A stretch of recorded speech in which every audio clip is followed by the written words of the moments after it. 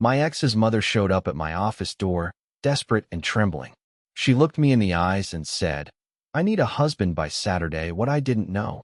Behind her quiet desperation was a conspiracy that would pull me straight back to the woman who once broke my heart.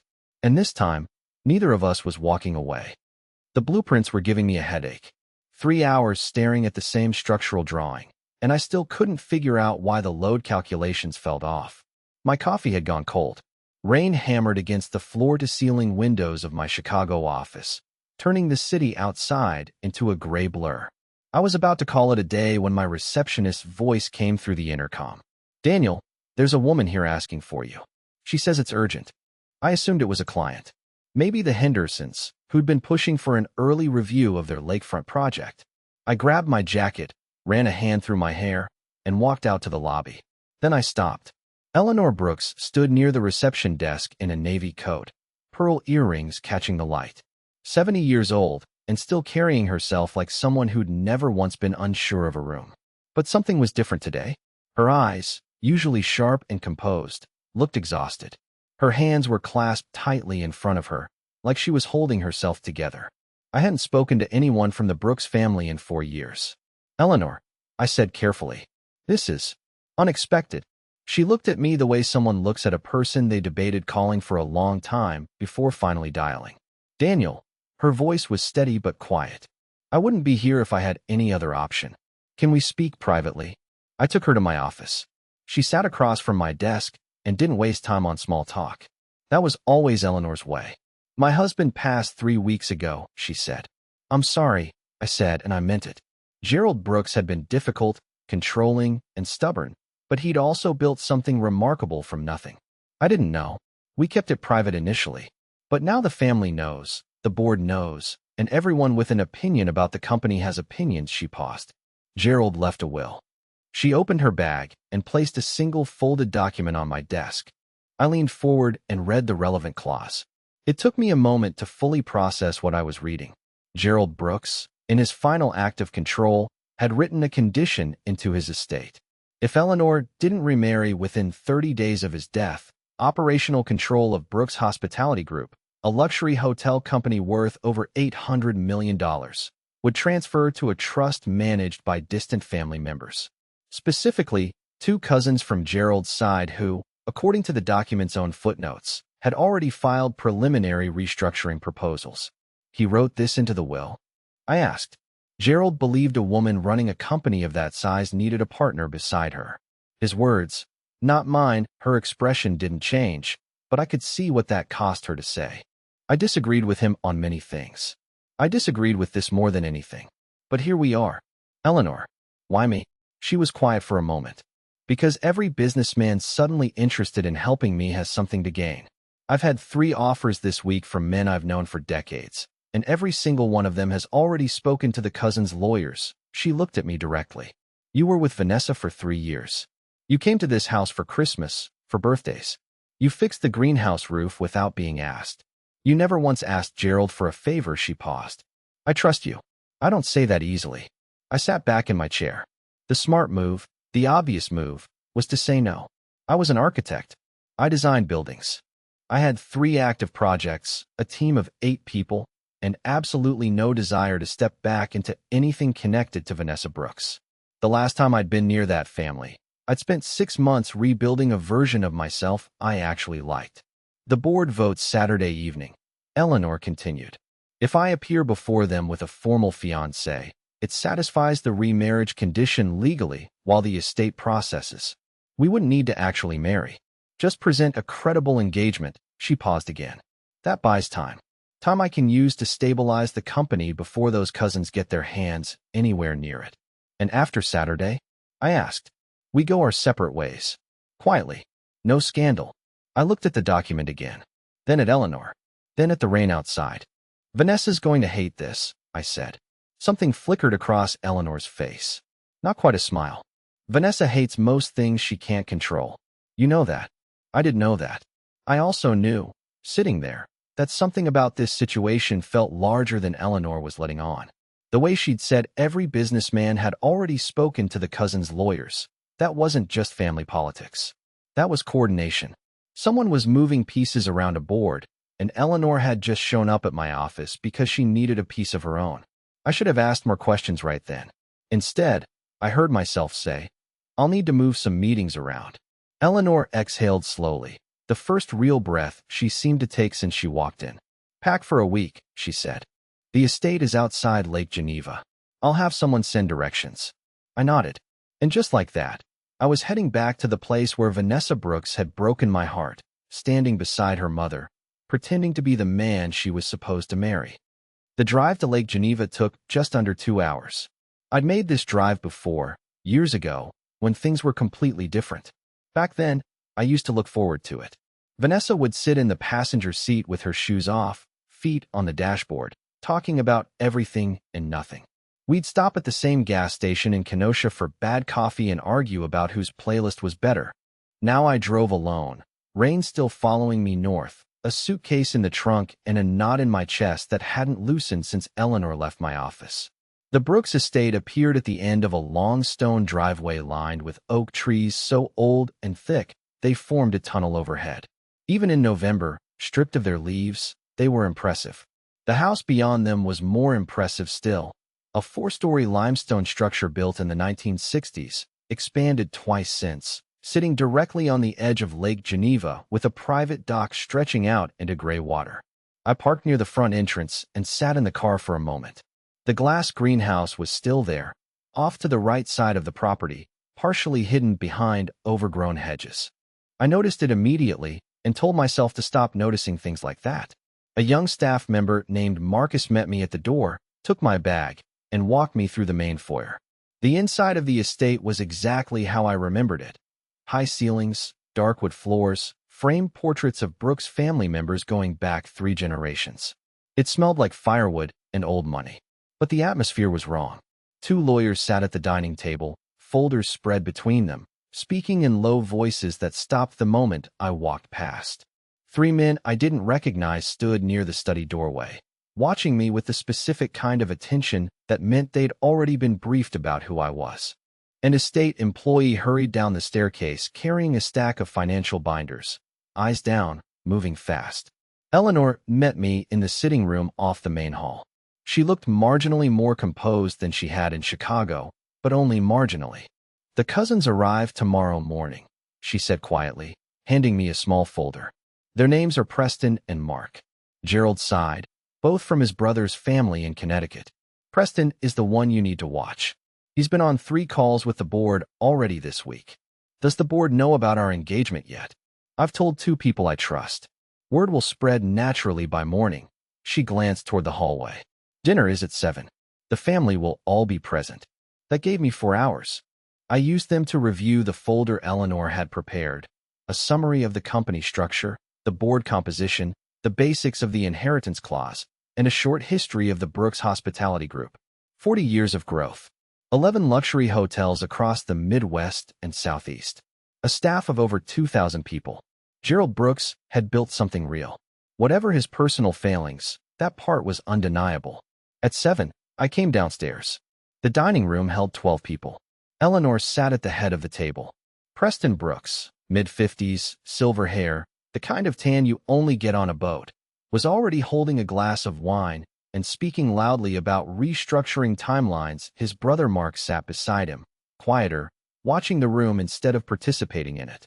I took the seat Eleanor indicated, directly to her right. Conversation paused for exactly 3 seconds when I sat down. Then it resumed, louder than before, in the way people talk when they're pretending they weren't just staring at you. I recognized a few faces from years ago. Eleanor's sister Patricia. A cousin named James who used to talk about golf constantly. Gerald's longtime attorney, a man named Whitfield, who gave me a careful nod from across the table. Then the door opened behind me. I heard the footsteps before I saw her, heels on hardwood, quick and purposeful. Vanessa Brooks sat down across the table, looked at her mother, looked at me, and went completely still. She'd changed in 4 years. Not dramatically. She was still sharp-featured, dark-haired, with the kind of posture that made every chair look like a throne. But there was something harder around her edges now. Less the girl I'd known in her 20s, and more the woman she'd apparently decided to become. The look she gave Eleanor lasted about 4 seconds. Then she picked up her water glass and said, with perfect composure, "You couldn't find literally anyone else." Eleanor didn't flinch. "Daniel was available." "I was in New York," Vanessa said. "You could have called." "You're not on the board," Eleanor said simply, and moved the conversation forward before Vanessa could respond. Dinner was tense in the specific way that only family dinners during a crisis can be. Preston dominated the table with opinions about hotel valuations and market positioning. Mark ate quietly and occasionally looked at his phone. Vanessa spoke twice, both times about operational matters, both times with a precision that made Preston visibly annoyed. I stayed mostly quiet, answered the few direct questions pointed my way, and tried to read the room. By dessert, I'd identified 3 things. Preston was performing confidence he wasn't fully feeling. His eyes tracked Eleanor too carefully for someone who thought he'd already won. Mark was less interested in the company than his brother and more interested in the financial payout that would follow a restructure. And Whitfield, the attorney, was watching both brothers with an expression I could only describe as professionally concerned. After dinner, Eleanor excused herself early. Guests drifted toward the sitting room or upstairs. I found myself alone in the hallway near the study, and I took the opportunity to breathe for 30 seconds without anyone watching me. That's when I noticed it. The study door was partially open. The light was off, but through the gap, I could see the faint glow of a phone flashlight moving across Eleanor's desk, someone going through the papers stacked there. Slowly, deliberately, I stepped closer. The light moved to the filing cabinet in the corner. A drawer opened quietly. I heard the soft sound of folders being lifted, reviewed, replaced, except not all of them were being replaced. Someone was removing files. I pushed the door open. The light cut off instantly. By the time I found the wall switch, the room was empty. The window behind Eleanor's desk was open 2 inches, not enough for a person, but enough to tell me someone had expected to need a fast excuse. I checked the filing cabinet. 3 folders were missing from a section labeled Property, Current Holdings. I stood there for a moment, looking at the gap where those files should have been. Then I closed the cabinet, turned off the light, and went upstairs. I didn't say anything to Eleanor that night. She had enough to carry, and I had nothing concrete to give her yet, just an open window and a missing set of folders. But I lay awake for a long time, listening to the lake outside, thinking about the fact that someone in that house had moved quickly and quietly the moment they thought no one was watching. Whoever it was, they'd been preparing for something, and they hadn't counted on me being here. The charity event was Eleanor's idea of controlling the narrative. She explained it over breakfast the next morning, while Preston and Mark were still upstairs and the house was briefly, mercifully quiet. A hotel industry fundraiser at the Pfister Hotel in Milwaukee. Ticket holders included half the Midwest's hospitality sector, investors, executives, journalists covering business news. Eleanor had attended every year for the past decade. "If I walk in with you," she said, stirring her coffee slowly, "the right people see it before the board meeting. It becomes fact before anyone can frame it as rumor." I understood the logic. I didn't love it, but I understood it. "What's our story?" I asked.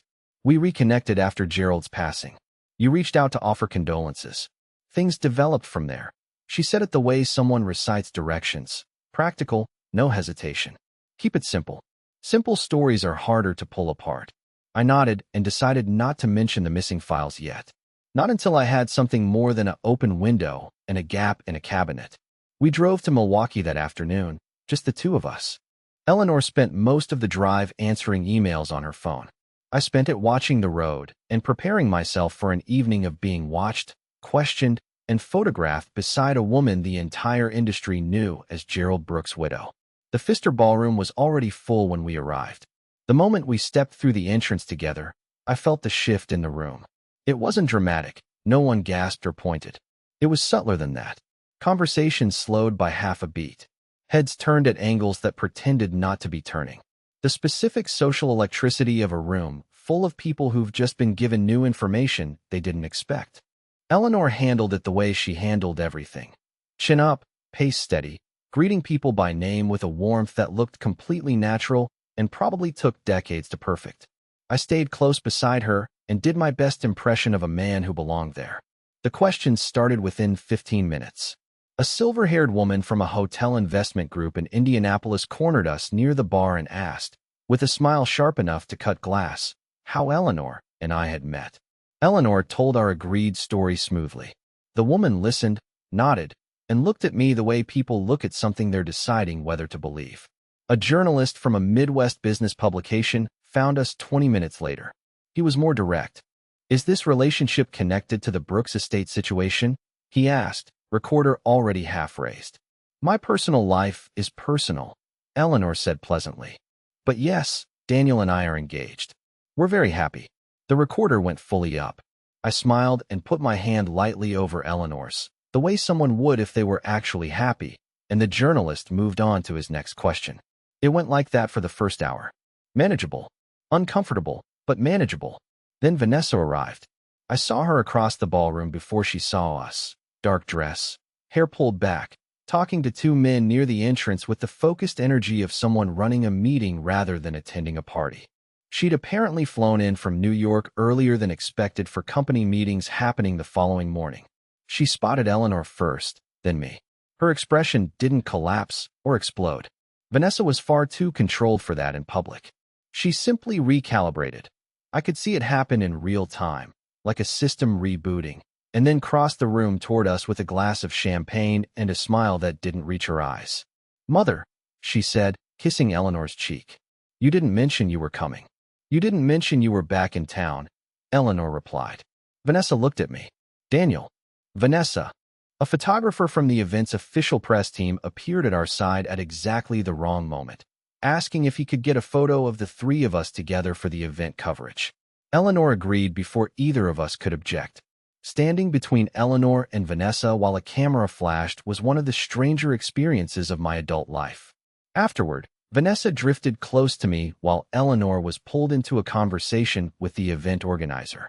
She told me this morning, Vanessa said quietly, looking straight ahead at the crowd rather than at me. About the arrangement. I figured, I want you to understand something. She kept her voice low and even. I don't know what you're getting out of this, but if anything happens to her through this process, I will make sure every professional contact you have in Chicago knows exactly who you are. I looked at her then. You think I'm here to take something from her? I think my mother is under enormous pressure and she trusted you because she remembered a version of you from 4 years ago. She finally turned to meet my eyes. People change. They do, I agreed. Sometimes they change because their fathers convinced them to walk away from things that were actually good. Something moved across her face, fast, there and gone. Before she could respond, a man nearby bumped into her shoulder apologizing, and the moment broke apart. Eleanor returned, and the evening continued. By 10 o'clock, the formal portion ended and the ballroom shifted into quieter networking clusters. Eleanor had done what she came to do. The engagement was now a known fact in every room that mattered. I helped her gather her coat and small bag near the event's side entrance, where the hotel staff had called our car around. That's when I noticed him. A man in a dark gray suit, standing near the corridor that led to the event's private business suite. Mid-40s, unremarkable face, the kind of person designed to not be remembered. He was holding his phone low at his side, but the angle was wrong for someone texting. He was photographing something. I followed his eyeline and realized he was pointed directly at Eleanor's open briefcase, which she'd set on a side table while putting on her coat. Inside it, visible from his angle, were printed documents, board meeting summaries. I'd seen her reviewing them in the car. I started moving toward him. He saw me coming and moved first, stepping into the elevator crowd near the corridor and disappearing into it smoothly, like he'd been ready to leave at exactly that moment. By the time I reached the spot, he was gone. I stood in the corridor for a moment, then walked back to Eleanor. Your briefcase, I said quietly. Keep it closed in public. She looked at me, then at the briefcase, then snapped it shut without asking why. In the car on the way back, Eleanor fell asleep against the window within 20 minutes. I drove and thought about two things, the files missing from the estate study and the man with the phone in the corridor. Two separate incidents. Except I was no longer sure they were separate at all. I left for Chicago before sunrise. Eleanor was still asleep when I slipped out of the estate quietly, leaving a note with Marcus that I had business in the city and would return by evening. The drive south was empty and dark, just highway lights and my own thoughts keeping me company. I hadn't slept well. The man at the Pfister kept replaying in my mind. The way he'd positioned himself, the angle of the phone, the speed at which he disappeared into that elevator crowd. Not panicked, not rushed. Practiced. Like someone who'd done exactly that kind of thing before and knew precisely how many seconds he had before drawing attention. That kind of confidence doesn't come from amateur curiosity. Someone had sent him. The question I kept circling back to was simple. If someone was already monitoring Eleanor's documents at a public event, what were they actually looking for? The board meeting summaries she'd been carrying weren't sensitive. They were standard agenda items, the kind of thing that would be distributed to all members anyway by Friday. Which meant either they were watching her movements generally, or they'd expected her to be carrying something specific that night. I reached Chicago by 7:30 and went directly to the Brooks Hospitality Group headquarters on Michigan Avenue. Eleanor had added my name to the authorized visitor list the previous day, and the front desk cleared me through without hesitation. The company's financial archives were managed by a man named Robert Cale, Eleanor's longtime accountant. 22 years with the company, the kind of institutional memory that organizations like this one quietly depended on. Eleanor had mentioned him twice in passing, both times with the particular trust people reserve for someone they've never once had reason to doubt. Robert was already at his desk when I arrived. 70s, reading glasses pushed up on his forehead, coffee in hand. He looked at me the way older professionals look at people they've been told to expect, but haven't yet decided to trust. Eleanor called ahead, he said. Told me to give you whatever you need. I appreciate it, I said. I want to look at property transaction records. Specifically, anything processed in the 18 months before Gerald passed. He didn't move immediately. Something shifted in his expression, not suspicion exactly, more like recognition. Like I'd just named something he'd been quietly thinking about himself. How specific do you want to go, he asked. All of it, I said. He took me to the archive room. It took us 2 hours working together to find what I was looking for, and when we found it, I understood why the files at the estate had been worth stealing. 4 hotel properties, 2 in Tennessee, 1 in Kentucky, 1 in southern Indiana, had been sold in a 10-month window. All transactions finalized quietly. All proceeds moved into a holding account under a subsidiary company name I didn't recognize. The sales themselves weren't hidden. They were documented, filed, processed correctly through every official channel. But the authorization signatures were wrong. Not forged exactly. More like they'd been obtained out of sequence, signed before the board review that should have preceded them, and in 2 cases, signed on dates when Gerald Brooks had been hospitalized for his heart condition. Dates when, according to Robert, Gerald had been largely unreachable and Eleanor had been managing his care full-time. Robert sat back in his chair and removed his glasses. I noticed the timing discrepancy 8 months ago, he said quietly. I flagged it internally. What happened when you flagged it? He looked at me steadily. Nothing. It was reviewed by the compliance office and cleared. Who ran the compliance review? He wrote a name on a notepad and slid it across the table without saying it aloud. I looked at the name, made a note, kept my expression neutral. These properties, I said. Do you know who bought them? The purchasing entity is listed as a private investment group called Meridian Coastal Holdings, he paused. I've never been able to find a registered address for them beyond a P.O. box in Delaware. I photographed the relevant documents carefully and thanked Robert for his time. He walked me to the elevator and, just before the doors closed, said quietly, Gerald didn't approve those sales. I knew him for over 2 decades. Whatever those signatures say, he didn't approve them. I nodded and let the doors close. I was standing in the lobby, organizing my thoughts, when the elevator behind me opened again. Vanessa walked out. She stopped when she saw me. I stopped too. We stood in the marble lobby of her family's company headquarters and looked at each other for a moment with the particular tension of 2 people who'd said something real the previous night and hadn't finished the conversation. What are you doing here? She asked. Financial records, I said. Property transactions from the last 18 months. Something changed in her expression immediately. The Tennessee properties. I looked at her more carefully. You already know about them. I've been suspicious for 6 months, she said. I tried to raise it with the board in August. Preston told me I was grieving and reading too much into administrative paperwork. Her jaw tightened slightly on that last sentence. I got on a plane back to New York and started pulling threads on my own. We stood there for a moment. This was not the conversation I'd expected to have with Vanessa Brooks. I'd prepared myself for cold distance, for professional hostility, for the particular brand of dismissal she was capable of when she decided someone wasn't worth her full attention. Not this. What did you find? I asked. The subsidiary holding company the proceeds went into, Meridian Coastal Holdings. She said the name like she'd said it many times alone. I traced it through 3 layers of incorporation before I hit a wall. But the formation documents list a registered agent in Minneapolis. Minneapolis. I filed that away. Someone took files from Eleanor's study the night I arrived, I said. Property records, current holdings section. And at the Pfister last night, someone was photographing documents from her briefcase. Vanessa was quiet for a moment. Then she said, they're not just watching. They're tracking what she knows. Which means someone is worried about what she might find before Saturday. She looked at me then. Really looked, not the performative glances from the dinner table or the controlled assessment from the ballroom. Something had shifted in the calculation she'd been running about me since I showed up at the estate. Robert showed you the compliance review? She asked. He showed me who cleared it. She nodded slowly, like a piece she'd been holding had just found its place. We walked out of the building together into the pale Chicago afternoon, not as 2 people with history pulling them apart, but as 2 people who'd just realized they were looking at the same problem from opposite sides of the same wall.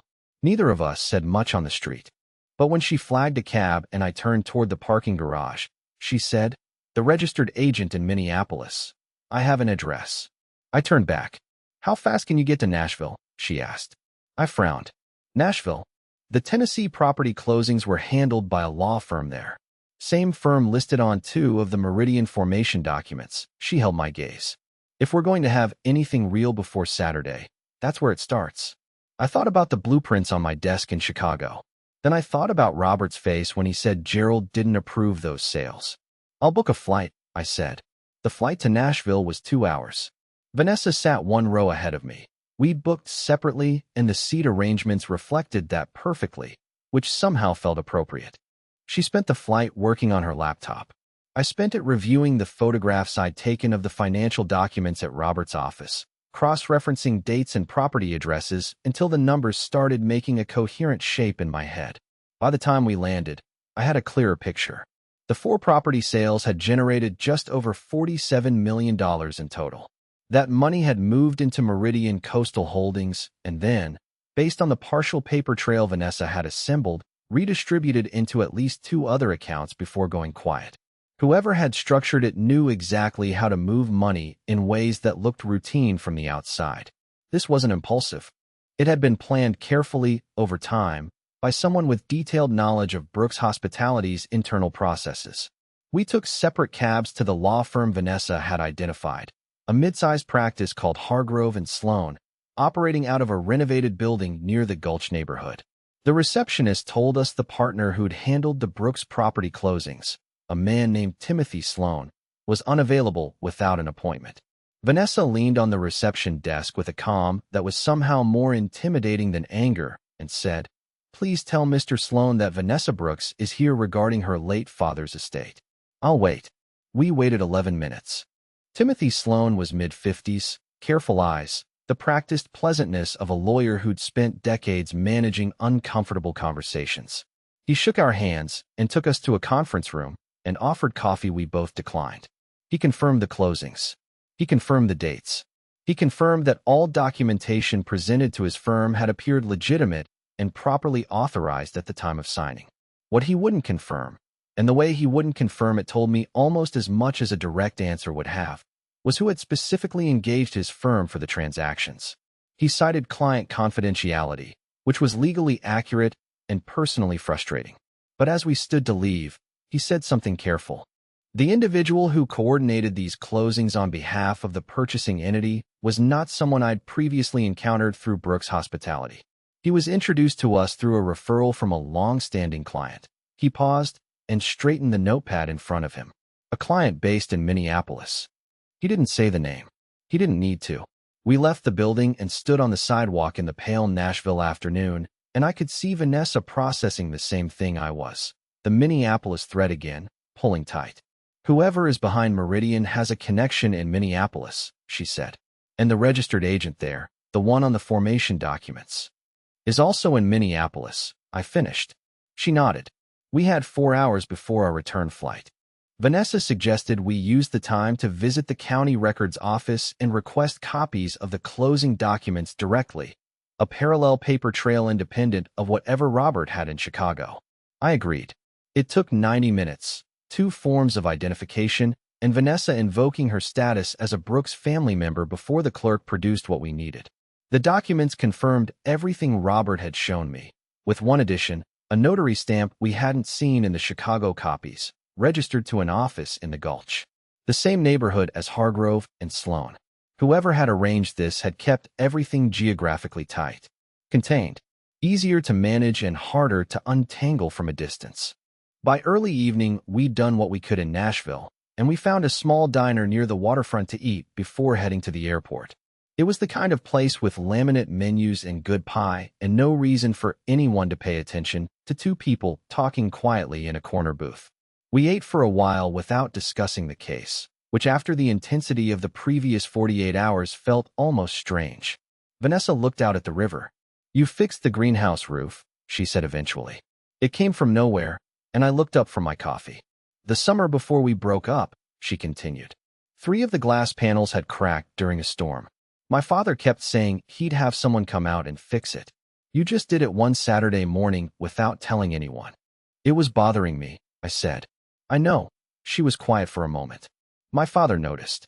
He didn't say anything to you, but he noticed. I didn't know what to do with that, so I left it alone. Then she said, he told me you'd never be right for this family. I set my coffee down. He said it the week after that summer.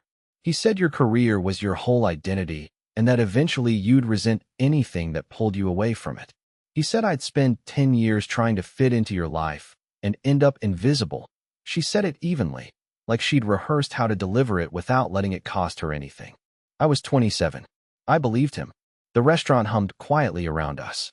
You could have told me, I said. I know. Instead of just ending it the way you did. I know that too. She looked at me directly then, and for the first time since I'd shown up at the estate, I saw something honest underneath the composure. Not regret exactly. Something more complicated. I was scared that if I told you what he said, you'd try to prove him wrong, and then I'd have to watch you slowly realize he'd been right. You didn't give me the chance to prove anything. No, she said. I didn't. We sat with that for a moment. Outside, the river caught the last of the evening light, and I thought about 4 years of not understanding something I could apparently have understood in 10 minutes over bad coffee. Then my phone rang. Eleanor.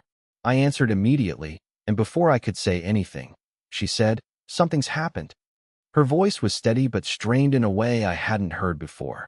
What's wrong? There are stories online. 3 different financial blogs, all posted within the last hour. They're saying you approached me first, that you initiated the engagement specifically because you knew about the inheritance clause. She paused. One of them has a quote from an unnamed source close to the family saying you've been planning this for months. I looked at Vanessa across the table. Eleanor, those stories are coordinated, I said. Same source, same timing, same narrative. Someone pushed them out deliberately. I know that, she said. But the board members are already seeing them. Whitfield called me 20 minutes ago.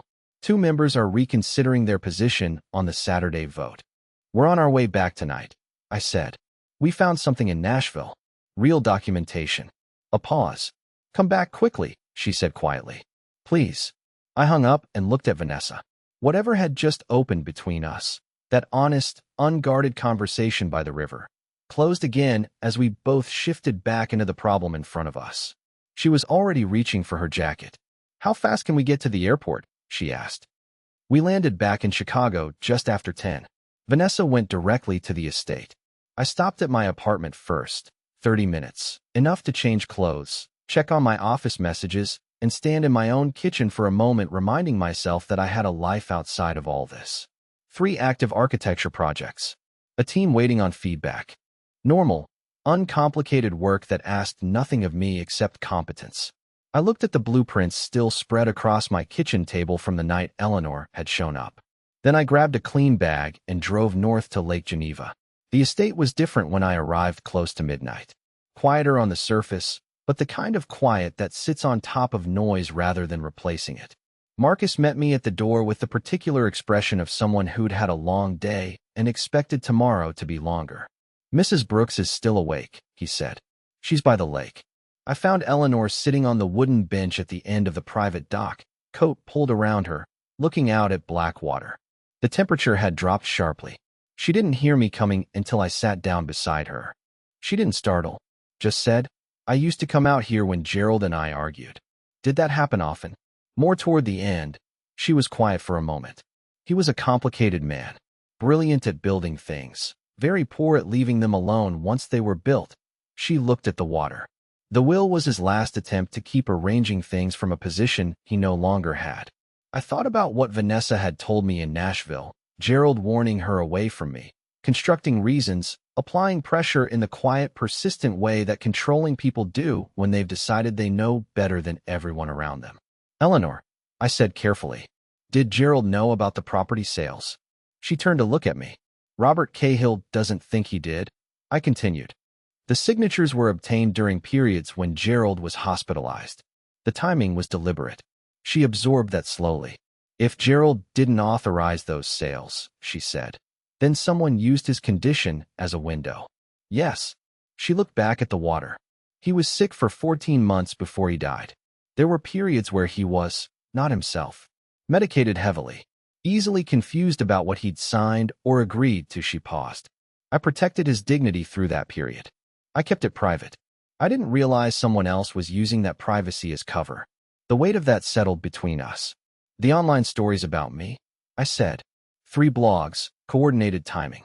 Someone pushed those out specifically to destabilize the board before Saturday. "Whitfield called again this morning," she said. "2 members have formally requested a delay to the vote. Preston's lawyers are supporting the delay request, naturally. If the vote gets delayed past the 30-day window, the inheritance clause triggers automatically," she finished. "Yes." I looked at the water and thought about the shrinking timeline. Thursday night. The board meeting was Saturday evening. Less than 48 hours to walk into that room with something concrete enough to change the calculation for every member sitting around that table. "We found documentation in Nashville," I said. "Closing records that confirm the property transfers and connect the purchasing entity to a Minneapolis-based operation. It's not complete, but it's real." "Is it enough for Saturday?" Honestly, I didn't know yet. Inside the estate the following morning, the pressure had taken on physical form. Shareholders began calling Eleanor's personal line directly, 3 before 9 o'clock.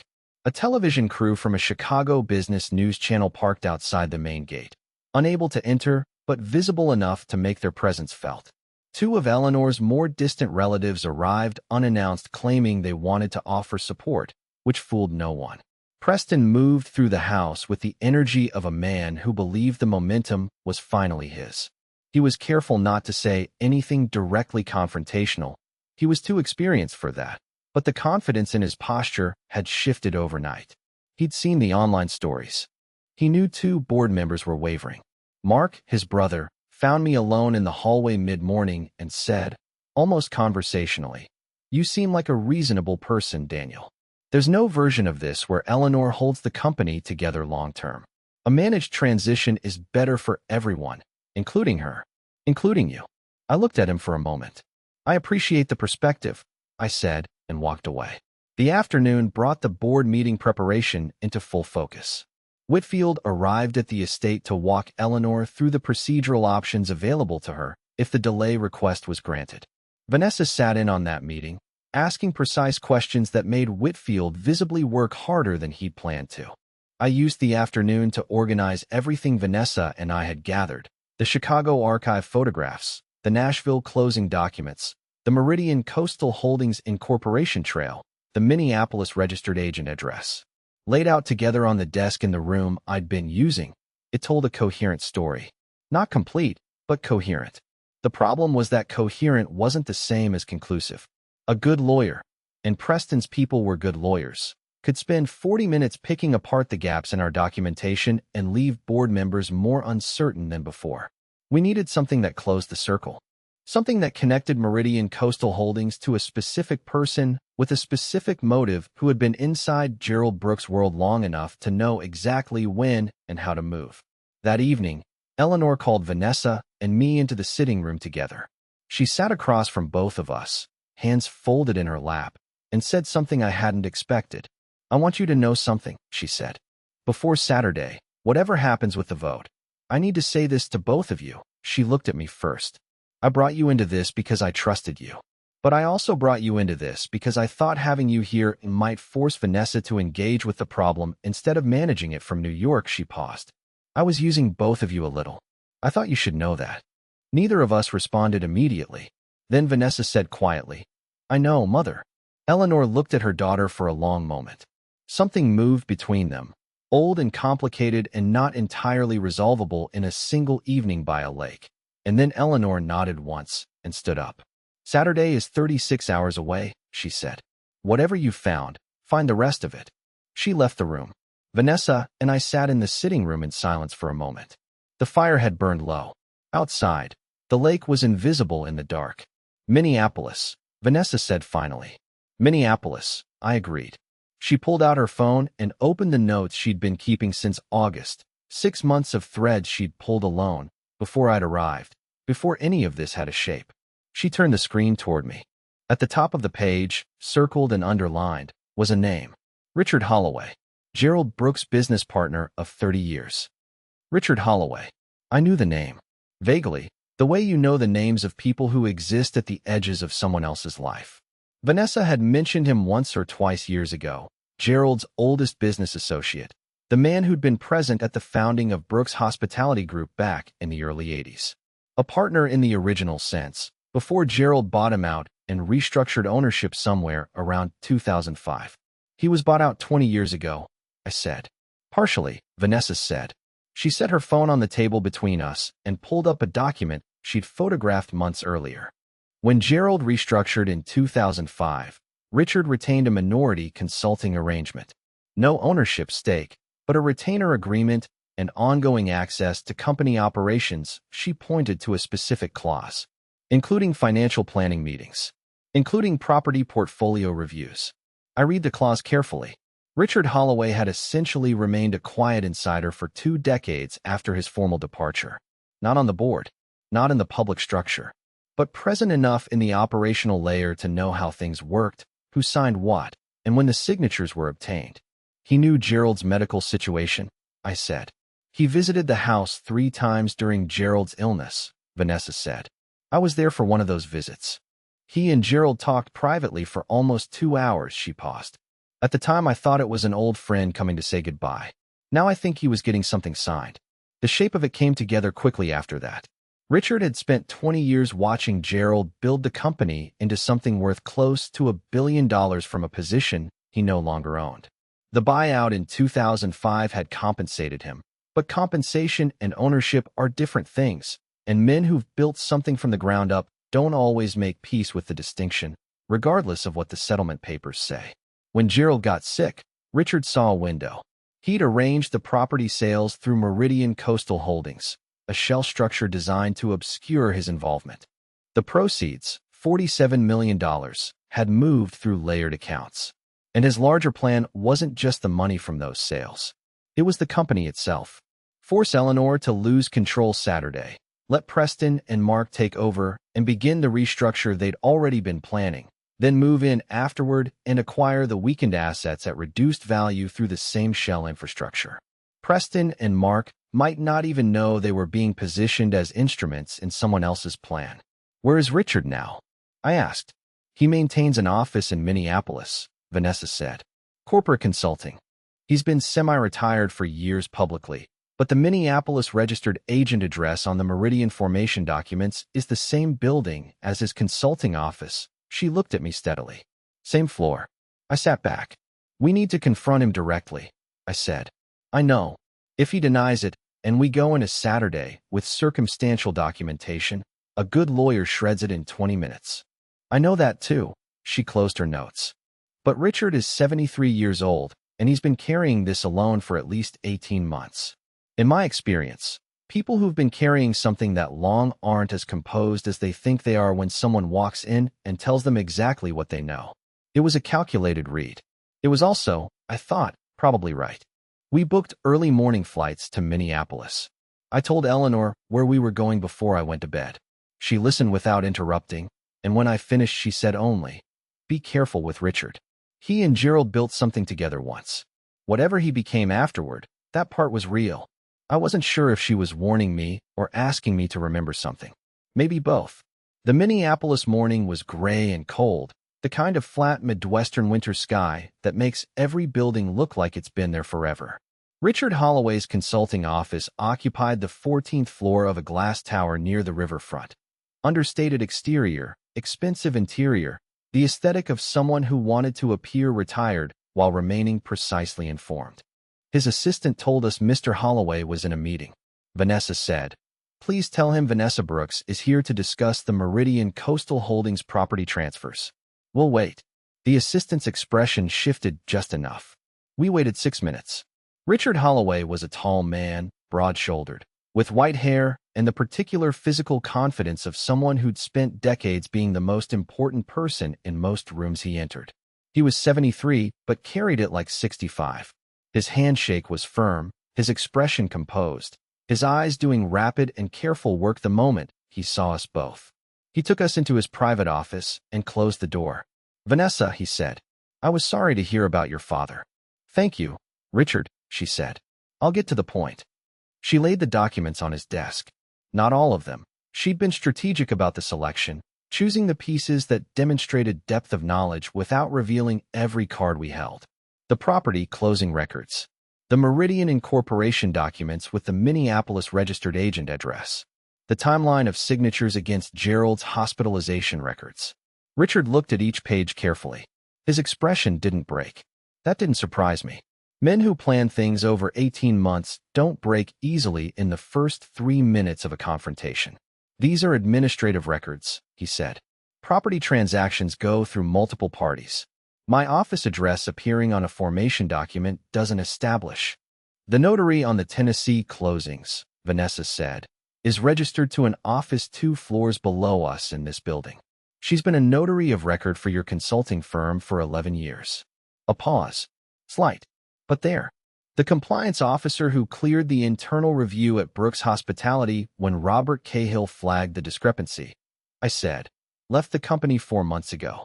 He's currently listed as a strategic advisor to a private investment group incorporated in Delaware." I let that sit for a second. "Would you like to guess which Delaware incorporation shares a registered agent with Meridian Coastal Holdings?" Richard was quiet. The composure was still there, but something underneath it had shifted. The rapid eye movement had slowed. He was no longer calculating how to dismiss us. He was calculating something else. "You've been thorough," he said finally. "My father trusted you for 30 years, Vanessa said. Her voice stayed level, but I could hear what it cost her. "He brought you in when the company was nothing. You were at my parents' wedding. You were at my christening," she paused. "He was sick and confused, and you used that." Richard looked at her for a long moment. Then he said, "Gerald took everything and gave me a settlement and called it fair. For 20 years I watched that company become what it became, and I received consulting fees." His voice was controlled, but there was something old and corroded underneath it. "I built that company with him. The original concept, the first 3 hotels, that was as much mine as his." "So you decided to take it back?" I said. He didn't answer that directly, but he didn't deny it either. Vanessa opened her phone and placed it on the desk between them, a document visible on screen. A full transfer trail she'd assembled connecting Meridian back to a personal account registered in Richard's name through a Cayman intermediary. She'd been holding that one back. Richard looked at it for a long time. "The board meets tomorrow evening," Vanessa said quietly. "You can walk into that room ahead of us and explain your involvement yourself. Or we present this without you." She held his gaze. "One of those options gives you some control over what happens next. The other gives you none." The room was very quiet. Richard Holloway looked at the document on the phone screen for another long moment. Then he reached forward and picked up his own phone. We flew back to Chicago Friday evening. Richard had made one phone call in our presence, to his personal attorney, and said nothing further after that. He'd neither confirmed nor denied what we'd laid in front of him, but the call to his lawyer in itself said everything that needed saying. A man with nothing to answer for doesn't reach for legal representation the moment documents land on his desk. Vanessa and I left his office and didn't speak much on the way to the airport.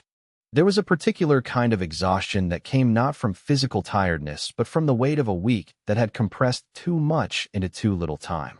We'd been moving so fast, flights, documents, confrontations, late nights, that the stillness of the departure gate felt almost disorienting. We sat side by side at the gate, coffee between us, watching planes move slowly on the tarmac outside. "Do you think he'll cooperate?" I asked. "I think he'll do whatever protects him most," Vanessa said. "Whether that means getting ahead of it or letting his lawyers fight it depends on how good his lawyers are and how quickly they assess the paper trail." She paused. "But even if he says nothing tomorrow, we have enough. Enough to convince the board. Enough to make Preston's position untenable," she said. "If we present the Meridian documentation publicly and establish that the property sales were unauthorized, the board can't in good conscience hand control to anyone connected to that process. And Preston has been coordinating with Richard's people. I have the emails." I looked at her. "You have the emails?" "I've had them since September," she said simply. I didn't know what they meant then. I do now. I thought about the 6 months she'd spent pulling threads alone, from New York, without telling anyone, without asking for help, carrying a suspicion she couldn't yet prove, while watching her mother prepare to face a board vote she didn't know had been engineered. "You could have told Eleanor sooner," I said. "I didn't have enough to tell her," Vanessa said. And she was grieving. I wasn't going to hand her a half-built theory about her husband's oldest friend while she was still arranging the funeral. She looked at her coffee. "I was waiting until I had something real. And then your mother showed up at my office and moved the timeline." Something almost like a smile crossed her face. "My mother has always had exceptional timing." We landed in Chicago and drove separately to the estate. The board meeting was the following evening at the Brooks Grand Hotel in the city. Eleanor had insisted on neutral ground rather than the estate, which I thought was the right call. Home territory creates the wrong atmosphere for a meeting that needed to feel institutional rather than personal. Saturday morning arrived with the specific clarity of a day that knows it matters. I dressed carefully. Dark suit, white shirt, no tie, professional without being stiff. Eleanor appeared at breakfast looking composed in a way that must have taken considerable effort to manufacture after the week she'd had. She wore charcoal gray, pearl earrings again, her hair precisely done. She looked like the head of a company because she was, and she was making sure every person in that ballroom understood it the moment she walked in. Vanessa came downstairs last, in a deep navy suit, carrying a leather document case. She and Eleanor looked at each other across the breakfast table and had a brief, quiet exchange that I deliberately didn't listen to. Preston and Mark had already left for the city. Their absence from breakfast felt pointed. The drive to Chicago was mostly silent. Eleanor sat in the back of the car with her eyes closed for most of it, not sleeping, just conserving herself for what was ahead. The Brooks Grand Hotel on Michigan Avenue was Eleanor's crown jewel. 32 floors, a landmark atrium lobby, the kind of hotel that appeared in architecture photography books. The ballroom on the second floor had been set for the board meeting. Long central table, name placards, water glasses, the formal infrastructure of decisions that carry real consequence. We arrived 40 minutes early. Whitfield met us in the lobby and walked us through the procedural sequence one final time. Eleanor would formally introduce me as her fiancé before the meeting opened, satisfying the engagement condition under the inheritance clause. The board would then proceed to the vote on operational control. If the vote confirmed Eleanor's position, the 30-day clock on the remarriage condition would extend pending estate processing. It was tighter than I would have liked, but it was workable. Board members began arriving at 6:30. I watched them come in. 12 people ranging from longtime industry veterans to 2 younger members who joined the board in recent years. Their expressions ranged from carefully neutral to visibly uncomfortable. These were professionals caught between institutional loyalty and the pressure of a week that had given them conflicting information and not enough time to sort through it. Preston and Mark arrived at 6:45, lawyers flanking them. Preston looked at me across the lobby with an expression of calm confidence. I nodded once. He looked away. At 7, Eleanor stepped to the front of the room. The conversation stopped. She thanked everyone for attending, acknowledged the difficulty of the week, and spoke briefly about her husband's legacy with a dignity that made the room go genuinely quiet. Then she introduced me, not effusively, not with elaboration, simply and clearly, the way someone speaks when they're telling a truth they've decided not to be ashamed of. A murmur moved through the table. Preston's lawyer leaned toward him immediately. Eleanor sat down, and the meeting formally opened. The delay request came first, as expected. Preston's legal representative presented it, citing the online allegations regarding my motivations. The board members stated concerns, the need for due diligence given the unusual circumstances of the engagement. It was well argued. I could see two board members nodding slightly. Then Vanessa stood up. She didn't ask for the floor. She simply stood, and the room gave it to her the way rooms give things to people who take them with complete certainty. She opened the document case. For 22 minutes, she walked the board through everything. The property sales, the timeline against Gerald's hospitalization records, the Meridian Coastal Holdings structure, the shell company layers, the compliance officer who'd cleared the internal review and then conveniently departed for a role connected to the same Delaware incorporation. She presented it chronologically, without drama, in the precise and methodical way of someone who'd been building toward this moment for 6 months. Then she placed the emails on the table. Preston's coordination with Richard Holloway's people. Dates, content, the specific language of men arranging an outcome they expected to control. The room was very still.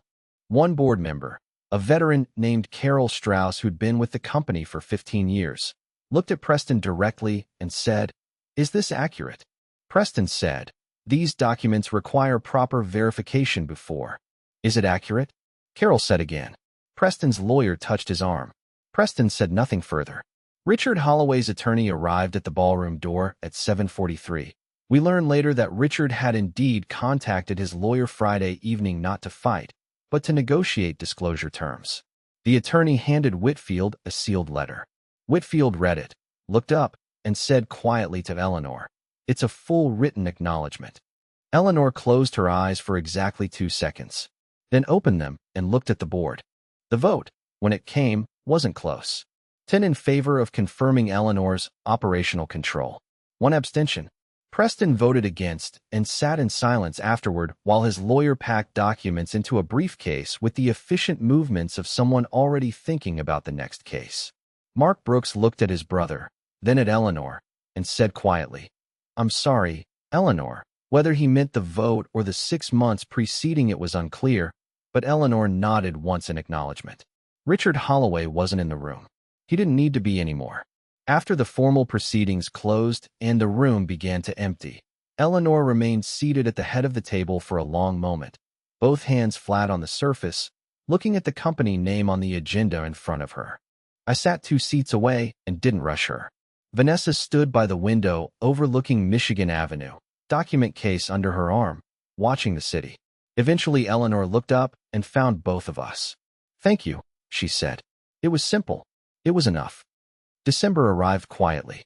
Chicago does that sometimes. Shifts from November's raw gray into early winter without announcement. The temperature dropping overnight. The first real cold settling into the streets like it was always going to be there and was simply waiting for the right moment. I noticed it the morning I walked back into my office for the first time in 10 days and found my team waiting with questions about 3 projects that hadn't moved in my absence. I spent that first week back doing almost nothing except work. Blueprints, structural reviews, a site visit to a residential project in Lincoln Park that had fallen slightly behind schedule, the clean, absorbing logic of architecture, problems with specific answers, spaces that either worked or didn't, materials that behaved according to knowable principles. After 10 days of inherited companies and shell corporations and a fake engagement, in a ballroom full of people watching everything at once, the straightforwardness of it felt almost medicinal. My team noticed I was quieter than usual, but had the professional grace not to ask why. I didn't bring my phone to lunch for a week. The formal dissolution of the engagement arrangement happened without ceremony, which was exactly how Eleanor had always intended it. Whitfield handled the paperwork on his end. Eleanor released a brief statement to the business press, carefully worded, saying only that she and Daniel Mercer had mutually decided not to pursue the relationship further given the demands of the current transition period at Brooks Hospitality Group. It was boring enough that most outlets ran it as a three-sentence item and moved on to something else. No scandal, no drama. Eleanor had planned it that way from the beginning, and she'd been right too. I called her once, about 2 weeks after the board meeting, to check in. She sounded different, not lighter exactly, but less compressed. Like something that had been pushing against her from the inside had finally found a release valve. The cousins have withdrawn their legal challenges, she told me. Preston retained an attorney, but there's nothing left to challenge. Richard's written acknowledgement effectively closed the door on any restructuring argument. And Richard himself, his attorney, is in discussions with the company's legal team, she said. There will likely be a civil process around the property transfers. Whether it goes further than that is out of my hands now. A pause. I've decided I don't need to watch that part closely. Gerald would have wanted to fight it personally, loudly, for years. I just want the company back on solid ground. That was Eleanor. Practical to the end. How are you? I asked. She was quiet for a moment. Honestly, I'm relieved. And I'm tired. And I'm going to spend Christmas in Tuscany with Patricia and pretend for 2 weeks that I don't own a hotel company, a beat. Thank you, Daniel. For all of it. You trusted me, I said. That meant something. We said goodbye, and I didn't expect to speak to her again for a while. That felt right, too. Robert Cahill called the following week to tell me the company had formally reinstated the 4 property transactions as unauthorized and begun recovery proceedings on the transferred assets. He sounded quietly satisfied in the way people sound when something they flagged and were ignored about finally gets taken seriously. I told him he'd been the most important person in the whole process. He said, I just kept the records accurate. That's the job. December moved forward. I finished the Lincoln Park project ahead of its revised schedule. Started preliminary drawings on a new commission, a boutique hotel developer in the West Loop who wanted something architecturally distinctive rather than generic. The irony of a hotel project landing on my desk immediately after everything wasn't lost on me. But the work was interesting, and I took it. Life settled back into its normal rhythms the way life does, with that particular mix of relief and mild disorientation that comes from returning to ordinary days after extraordinary ones. I thought about Vanessa less than I expected to, then more than I expected to, then with the specific regularity of someone trying not to think about something, which is its own kind of thinking about it. We hadn't spoken since the night of the board meeting. In the lobby of the Brooks Grand Hotel, after Eleanor had thanked us both and Whitfield had begun handling the procedural aftermath, Vanessa and I had stood near the elevator bank briefly. She'd said, "Get some sleep." I'd said, "You too." And then she'd gone upstairs to handle something with the company's communications team, and I'd walked out into the cold Michigan Avenue night and driven home. It was an anticlimactic ending to the most compressed week of my adult life. I told myself it was fine. I was telling myself this on a Sunday morning in mid-December when I heard the knock at my office door. I was in early, not unusual on weekends. The building was quiet, and I thought better without my phone ringing, reviewing preliminary drawings for the West Loop Hotel project. The knock was light but deliberate, the knock of someone who decided to be here rather than someone uncertain about it. I opened the door. Vanessa stood in the hallway in a coat I didn't recognize, a scarf I did. Dark green. She'd had it for years. She used to leave it at my apartment constantly, and she was holding 2 coffees and a rolled tube of paper tucked under her arm. I looked at the paper tube. Are those the original drawings from the Wicker Park apartment? She said. The one we designed together that last summer. You left them at the estate years ago, and my mother kept them for some reason. She held them out. I thought you might want them back. I looked at her for a moment. For years. Nashville. The river. Her father's voice in her head telling her things she'd believed because she was 27 and he was certain, and certainty is persuasive when it comes from someone you've trusted your whole life. You could have mailed those, I said. I could have, she agreed. I stepped back from the door. She came in, set the coffees on the drafting table, and looked around the office with the specific attention of someone filing things away. The West Loop drawings spread across the table, the scale models on the shelf along the wall. The city visible through the windows, quiet and white-edged with early winter. Hotel project? She asked, nodding at the drawings. Boutique developer. West Loop. Interesting neighborhood for it. She picked up one of the preliminary sketches and looked at it properly, not politely. Your atrium proportions are off. The natural light won't reach the lower lobby levels in winter. I looked at the sketch, then at her. She was right.